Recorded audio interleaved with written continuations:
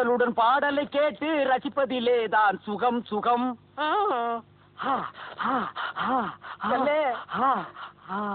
அல்ல என் பொஞ்சாய் செத்து போயிட்டான்.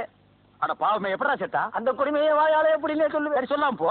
உங்ககிட்ட சொல்லாம இந்த நாய் வேற யாருக்கிட்டனே போய் சொல்லு. சரி சொல்லு நாயே. அந்த கொடுமையை வாயால எப்படின்னே சொல்லுவேன்.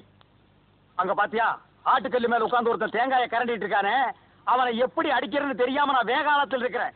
சொல்ல வந்தது சொல்லிட்டு ஓடி போயிரு, இல்ல உன்னை கடிச்சு கொதறிடுவேன். இந்த முறை சரியா சொல்லிடுறேன். ஓடுறதுக்கு தயாரா நின்னுட்டு சொல்லு. அந்த கொடுமையை வாயால எப்படின்னே சொல்லு. அப்பா அம்மா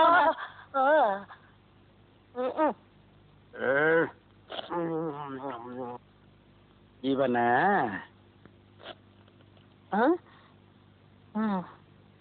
ஏண்டா மாப்பிள, எனக்கு புள்ளையா குட்டியா? எனக்கு அப்புறம் நீ தானடா வாரிசு. இந்த மேட்டுப்பட்டிக்கே நீ தானடா மிராஸ்தார் ஆக போற. இப்படி ஆட்டுக்கல்லு மேல உட்காந்து தேங்காய் கண்டிட்டு இருந்தா எப்படா மிராஸ்தார் ஆகுறது? ஊருக்குள்ள 4 பேர் கிட்ட நல்ல பேர் வாங்க வேண்டாம். நல்ல பேர்னா எப்படி எடுக்கிறது? நம்ம வடிவேறு பொண்டாட்டி செத்து போயிட்டா, அவனை போய் பார்த்து 4 வாரத்தை நல்ல வார்த்தை சொல்லிட்டு வா. நல்ல வார்த்தைன்னா எப்படி? அப்படி கேளு என்கிட்ட. போன வாரம் குருசாமியோட அம்மா செத்து போயிட்டா. அவன் என்கிட்ட வந்து அழுதான். நான் போய், அடே குருசாமி, உங்க அம்மா உனக்கு மட்டும்தானே அம்மா, எனக்கும் தான் அம்மா, ஏன் இந்த ஊருக்கே அவங்க அம்மான்னு சொன்னேன்.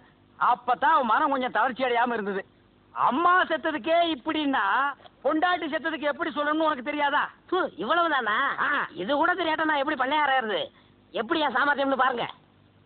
ஓடி மாப்பிள, இன்னைக்கு உன் சாமர்த்தியம் தெரிய போகுதுடி. கவலைப்படாத வடிவேலு, நாங்க கொடுத்து வச்சது அவ்வளவுதான். உன் பொண்டாட்டி உனக்கு மட்டுமா பொண்டாட்டியா இருந்தா? எனக்கும் தான் பொண்டாட்டியா இருந்தா. ஏன் இந்த ஊருக்கே பொண்டாட்டியா இருந்தா? ஏன் அடிக்கிறீங்க?